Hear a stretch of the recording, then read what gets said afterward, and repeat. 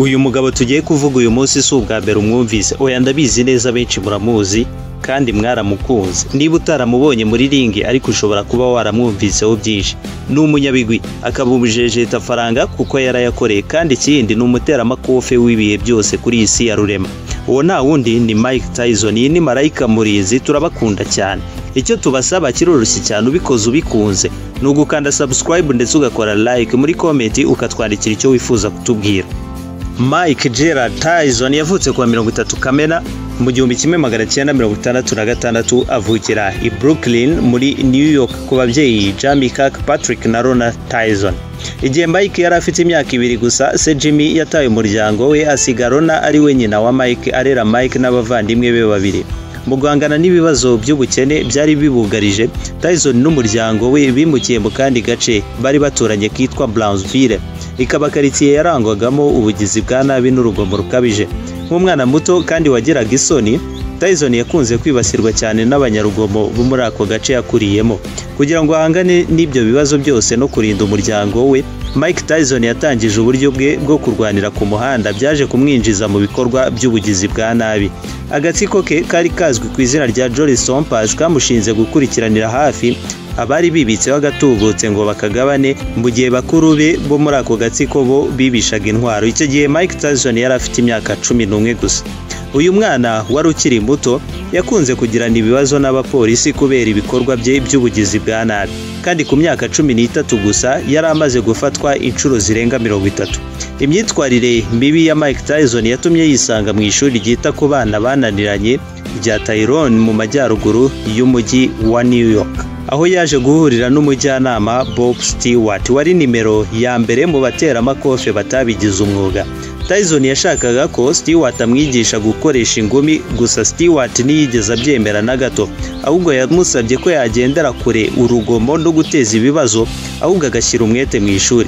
Nubwo yari ari hasi cyane mu bumenyi bwo mu ishuri, gusa mu gihe gito Tyson yazamuye ubushobozi bwe bwo gusoma kugera ku rwego rwa 7, kandi yiyemeza kwiga ibyo ashoboye byose mu mukino w'iteramakofe yakundaga. Mbere gato y'uko aryama yakundaga kubanza gukora imyitozo yo gutera amakofe mu mwijima. Mu 1980, Stewart yabonye ko yigishije Tyson ibyo yari azi byose muri uwo mukino, ahita amuhuza n'umumanajeri w'umunyabigwi muri box Constantine wari uzwi cyane ku izina rya Cass D'Amato. Yari afite gym nziza cyane muri icyo gihe. D'Amato yari azwiho kwita ku giti cye ku batera amakofe bakiri bato, kandi batangaga icyizere cyo kuzavamo abakinnyi beza. Ikindi kandi yabaga icyumba n'inzu mu rugo yarafatanyije na mugenzi we Camille Eward.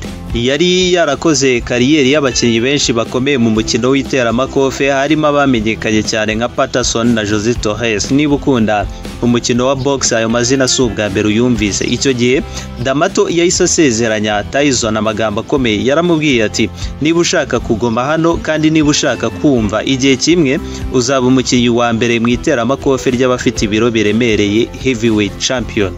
Umubano wa D'Amato na Tyson wari urenze cyane uw'umutoza n'umukinnyi, wari umeze nk'uw'umwana na se. D'Amato yashyize Tyson mu mababa ye, maze igihe Tyson yavaga mu ishuri rya Tyrone mu 1980, ku myaka 14 yahise yinjira mu maboko ya D'Amato bidasubirwaho, maze amuha gahunda ihamye yo kwitoza nk'umukinnyi ukiri muto. Ahita amwohereza mu ishuri ryisumbuye rya Catskill, akiga ku manywa agakora imyitozo nimugoroba. D'Amato kandi yinjije Tyson mu mikino ya box y'abatarabigize umwuga n'abanywi bitabi. Iyi ni imikino itemewe mu rwego rwo kwigisha Tyson uko yahangana n'abantu bakuru kandi babi. Ubuzima bwa Tyson bwasaga nkaho buri gukura, gusa mu 1982 yahuye n'igihombo gikomeye. Uwo mwaka nibwo nyina yitabye Imana azize kanseri. Nyuma yaje kubwira abanyamakuru ati, sinigeze mbona mama yishimye kandi anyishimira ko hari icyo nakoze. Yari azi gusa ko ndi umwana w'ishyamba wirirwa wiruka mu mihanda agataha afite imyenda mishya, azi ko ntishyuye. Sinigeze mbona umwanya wo kuvugana nawe cyangwa kumumenya. Kinyamwuga ntacyo bintwaye, ariko birajanjagura amarangamutima yanjye. Muri icyo gihe Tyson yirukanywe muri Catskill High School, ishuri yigagamo kubera imyitwarire mibi, akenshi yabaga yiganjemo urugomo. Aha yakomeje amashuri yigishwa n'abarimu bigenga ari nako yitegura imikino ya Olympique mu 1984. Ibibazo bya Tyson byaramukurikiranye no muri iyo mikino kuko byatumye atakaza umudari wa zahabu atsinzwe na Tillman. Nyuma yo kunanirwa imikino ya Olympique, D'Amato yabonye ko umurwanyi we kwigihe kigeze ko ahinduka umunyamwuga, ahita ategura umukino wamuhesha ikamba ry'abafite ibiro biremereye mbere yuko agira imyaka 21. Umukino wa mbere Mike Tyson yakinnye kinyamwuga yawukinnye ku wa 6 Werurwe mu 1985 ahanganye na Hector Mercedes. Ku myaka ye 18 yahise akura muri ring Mercedes knockout kuri round ya mbere. Imbaraga za Tyson, ibipfusi byihuse n'ubushobozi bwo gukwepa no kwirinda byatumaga adapfa gukubitwa byoroshye. Ibi byamuhaye gukubita uwo bahanganye kuri round imwe gusa, bahita bamuha akazina ka Iron Mike. Nkuko byagenze muri 82 nabwo umwaka w'1985 wari mwiza kuri Tyson, gusa mu mpera zawo tariki 4 z'ukwa 11 nibwo inkuru y'incamugongo yageze kuri Mike Tyson yuko papa we yarasigaranye akaba n'umutoza we ko yitabye Imana azize umusonga. Nyuma y'ibyumweru 2 Kevin Rooney niwe waje guhita asimbura Cus D'Amato. Tyson yakomeje kuba ku gasongero k'urutonde rw'abaremereye heavyweight, maze muri uwo mwaka atsinda knockout ye ya 13 ahita ayitura umugabo wamugize uwo ari we, akamushyira ku gasongero k'abatera amakofe bose bariho muri icyo gihe. Abari hafi ya Tyson bavuze ko atigeze yakira yuko umutoza we w'ibihe byose Cus D'Amato ko yitabye Imana. Kugeza mu 1986 Tyson yari amaze gutsinda imikino 22, 21 yose yayitsinze knockout, maze tariki 22 z'ukwa 11 Tyson yaje kugera ku ntego ye, ahabwa titre y'umuboxer wa mbere mu baremereye nyuma yo gutsinda Trevor Berbick knockout kuri round ya kabiri. Ku myaka 20 n'amezi 4 yakuyeho agahigo ka Floyd Patterson, ahita aba umukinnyi muto wa mbere mu bafite ibiro biremereye mu mateka y'itera amakofe. Intsinzi ya Tyson muri ring ntiyagarukiye aho, yakomeje kurwanira izina rye maze agenda yongera imidari n'imikandara iranga abakinnyi ba mbere muri box. Aha twavuga nk'agahigo yaciye ku ya mbere z'ukwa 8, aha yabaye umukinnyi wa mbere mu bafite ibiro biremereye watwaye imikandara 3 minini, agatwara Tony Tucker, izina ry'ishyirahamwe mpuzamahanga ry'itera amakofe. Tyson yagarutse muri ring n'umwongereza Frank Bruno ashaka kugumana agahigo nk'umukinnyi wa mbere, maze atsinda knockout Bruno kuri round ya 5. Ku ya 21 z'ukwa 7 1989 arongera ashimangira izina rye akubita uwo bita Carl the Truth Williams knockout kuri round ya mbere. Intsinzi ya Tyson yarangiye ku ya 11 Gashyantare 1990 ubwo yatakazaga umukandara wa shampiyona n'umukinnyi w'itera amakofe Buster Douglas Tokyo mu Yapani. Tyson wari ukuzwe cyane yashyize Douglas hasi kuri round ya 8, ariko Douglas yagarutse kuri round ya 10 akubita Tyson knockout ya mbere mu buzima bwe. Nubwo yacitse intege ariko ntiyari yiteguye kurekura. Tyson yagarutse atwara umudari wa zahabu mu mikino ya Olympique, nyuma aza kurwana n'izindi ndwano nyinshi arazitsinda. Mike Tyson nubwo yagiye agira ibihe byiza ariko siko byakomeje. Umwaka w'1991 muri Nyakanga Tyson yashinjwe icyaha cyo gufata ku ngufu Desiree Washington wahataniraga ikamba rya Miss America w'umwirabura, maze mu kwezi kwa 3 mu mwaka w'1992 nyuma y'umwaka urenga wiburanisha, Tyson yahamwe n'icyaha cyo gusambanya ku gahato ndetse n'ibindi bibiri bifatanye isano ku bw'amategeko ya leta ya Indiana, ahita akatirwa imyaka 6 muri gereza bitangira gukurikizwa ako kanya. Tyson yabanje kwitwara nabi muri gereza, ahamwa icyaha cyo gutera ubwoba umurinda gereza, yongererwa iminsi 15 ku gihano yakatiwe. Muri uwo mwaka kandi nibwo se wa Tyson umubyara yitabye Imana, gusa ntiyigeze asaba uruhushya rwo kujya gushyingura se. Igihe yari muri gereza, Tyson yinjiye mu idini rya Islam maze afata izina rya Malik Abdul Aziz. Mu kwa 3 muri 1995 nyuma y'imyaka 3 afunzwe, Tyson yararekuwe ahita ategura undi mukino wo kugaruka nyuma yo kuva muri gereza, maze atsinda McNeely muri Las Vegas, Nevada mu masegonda 89 gusa. Tyson nanone yongeye kurwana mu Kuboza muri 1995 na Buster Matthias Jr. amukubita knockout kuri round ya gatatu. Nyuma yo kurwana imirwano myinshi akayitsinda, Tyson yaje guhangana n'umukinnyi ukomeye cyane Evander Holyfield. Holyfield yari yarasezeranye gutsinda Tyson mu 1990 mbere yuko Douglas atsinda Tyson.